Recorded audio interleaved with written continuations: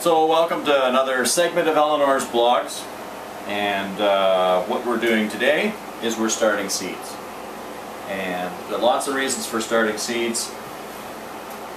When you buy plants at the local nursery, you can probably buy them as cheap or cheaper than you can by starting them by seed. That's the first thing you got to know. So it's really more economical sometimes to go out, and you used to be able to buy for 79 cents a block of 6. Now for 99 cents or $1 or $2 you get a pack of 4. This is what you typically buy. These are 2 packs of 4. Alright, and if you wanted to start them in these, you would fill them with soil, either dry or wetted, make sure they're soaked, and plant your seeds, cover them to the desired depth, and that would be it. We see we've got a little ladybug crawling around on our started plants. Oh, there she goes. So it just goes to show you how many plants we have in here. On this side, this is these little Jiffy peat pellets that start out about 1/4 of an inch high. They're just a little disc. You soak them in water and watch them puff up. If you've got young kids, great stuff to use. They just absolutely love that. So these are some strawberry seedlings that we've started from seed, some ever-bearing strawberries that we have started from seed. Anybody that's seen my raspberry little film knows that we like ever-bearing fruit so that we can get more than one crop. These are tomatoes, and they are just starting to sprout. Alright?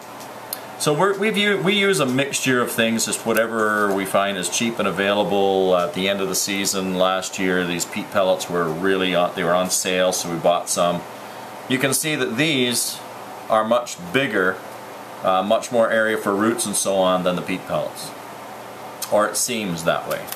The reason why I say it seems that way is because they're sort of narrowed down towards the end. But they probably do have a little bit more volume, so maybe you don't have to transplant things as often. But these are cheap, they're handy, great if you have kids. These are kind of a no mess thing, but again, these things all cost you money. The other thing you can buy is these peat pots. Peat pots are great because they're biodegradable. You can almost, I suppose you could put them right in the ground. I like to slit them or take a little bit of it away just to let the roots out a little bit easier, but lots of people just plant them right in the ground, and these will soften up. The roots will grow through once they get soft enough. But like I said, I like to slit them a little bit so that we get that the roots moving through.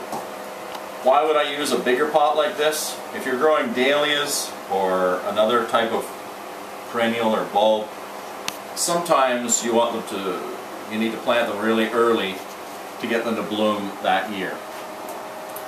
So you want them fairly big. So you don't want to transplant them, so you'd use a bigger peat pot. Dahlias, of course, are already forming a tuber, so you'd want a bigger peat pot. So we've done those, and that's not what we're doing today, really.